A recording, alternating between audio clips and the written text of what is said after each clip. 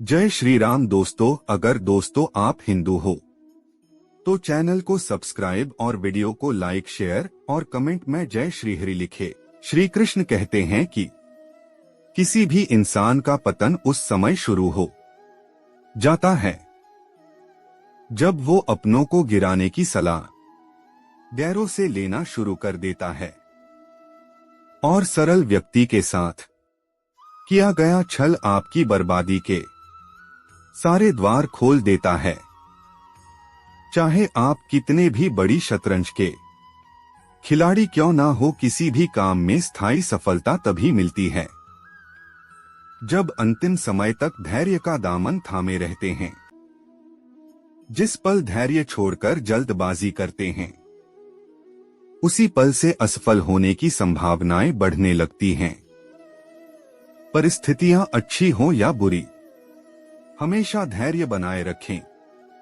किसी का साथ ना मिलने पर कभी भी निराश नहीं होना चाहिए, क्योंकि कोई दे या ना दे, ईश्वर हर मुश्किल घड़ी में साथ देता है। जब अत्याचारों को मुस्कुराकर सहा जाता है तो उस इंसान का बदला भगवान स्वयं लेते हैं। गीता में श्री कृष्ण कहते हैं कि मनुष्य को कभी भी अहंकार नहीं करना चाहिए। किसी के साथ दुख बांट पाना भी एक तरह का सुख है। कमाई की परिभाषा सिर्फ धन से ही तय नहीं होती। तजुर्बा, रिश्ते, प्रेम, सम्मान और सबक सब कमाई के ही रूप है। किसी को हराना अहंकार है, लेकिन खुद को उससे बेहतर बनाना संस्कार है। जीवन में सब कुछ खत्म होने जैसा कुछ भी नहीं होता। हमेशा एक नई शुरुआत हमारा इंतजार कर रही होती है। इस दुनिया में कोई भी व्यक्ति शुद्ध और परिपूर्ण नहीं है। यदि आप लोगों को उनकी छोटी गलतियों के लिए अनदेखा करते हैं तो आप हमेशा अकेले रहेंगे। इसलिए आलोचना कम करें और प्यार ज्यादा करें। परिवार के साथ धैर्य प्यार कहलाता है, औरों के साथ धैर्य सम्मान कहलाता है, स्वयं के साथ धैर्य आत्मविश्वास कहलाता है, भगवान के साथ धैर्य को आस्था कहा जाता है। जब इंसान को गंदे और मैले कपड़ों में शर्म आती है तो गंदे और मैले विचारों में भी आनी चाहिए। कभी कभी हम गलत नहीं होते हैं, लेकिन हमारे पास वो शब्द ही नहीं होते जो हमें सही साबित कर सके।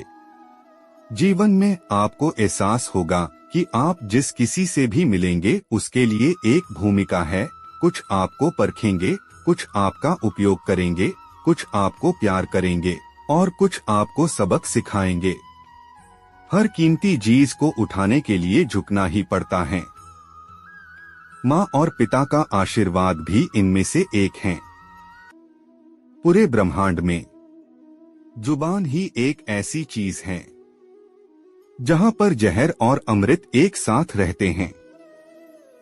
हमें कभी उस व्यक्ति पर भरोसा नहीं करना चाहिए जो वक्त के साथ स्वभाव बदल लेता है। यदि लोग आपके विचारों को गलत बताते हैं तो आपकी जिम्मेदारी है कि आप इसे सही साबित करके दिखाएं। उस व्यक्ति के लिए सभी परिस्थितियां अच्छी हैं जो अपने भीतर खुशी संभाल कर रखता है। अगर व्यक्ति शिक्षा से पहले संस्कार, व्यापार से पहले व्यवहार और भगवान से पहले माता पिता को पहचान ले तो जिंदगी में कभी कोई कठिनाई नहीं आएगी। जिंदगी को हमेशा मुस्कुराकर जिए, क्योंकि आप नहीं जानते कि यह कितनी बाकी है। बात इतनी मधुर रखे कि कभी वापस लेनी पड़े तो खुद को कड़वी न लगे।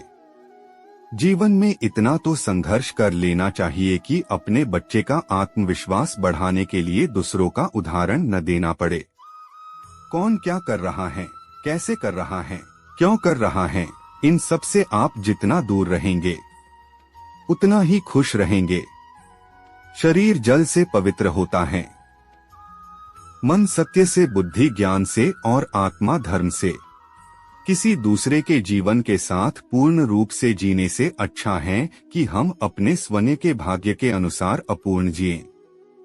लोग आपके अपमान के बारे में हमेशा बात करेंगे। सम्मानित व्यक्ति के लिए अपमान मृत्यु से भी बदतर है। अहंकार करने पर इंसान की प्रतिष्ठा, वंश, वैभव तीनों ही चले जाते हैं। विश्वास ना हो तो रावण, कौरव और कंस का अंत देख लो। जन्म लेने वाले के लिए मृत्यु निश्चित है, जितना कि मृत्यु होने वाले व्यक्ति का जन्म लेना निश्चित है, यह जीवन का सच है। उधार देना तब अच्छा लगता है जब उस व्यक्ति के पास वह वस्तु आप दे दो जिसकी वह कल्पना नहीं करता था, इसलिए उपहार सही समय पर सही इंसान को देना चाहिए। मनुष्य शरीर त्याग करते समय जिस भाव का चिंतन करता है, उसी भाव अनुसार उसका अगला जन्म निश्चित हो जाता है। मनुष्य को अपने जीवन के उद्देश्य को समझना चाहिए। एक पशु दूसरे पशु का वध करता है तो यह पाप नहीं, लेकिन मनुष्य स्वार्थ के लिए पशु का वध करता है तो वह पाप है। जिंदगी में हम कितने गलत हो या सही, सिर्फ दो लोग जानते हैं, आत्मा और परमात्मा। हमारे यह शरीर रथ है, बुद्धि हमारी सारथी, मन चालक है और इंद्रियां हमारे घोड़े हैं। दुख सुख का अनुभव आत्मा को मन व इंद्रियों की संगति से होता है। जब हम स्वयं जीवन के शिल्पकार हैं तो चलो हम अपनी मुश्किलें को हराते हैं, जीवन में मुस्कुराते हैं।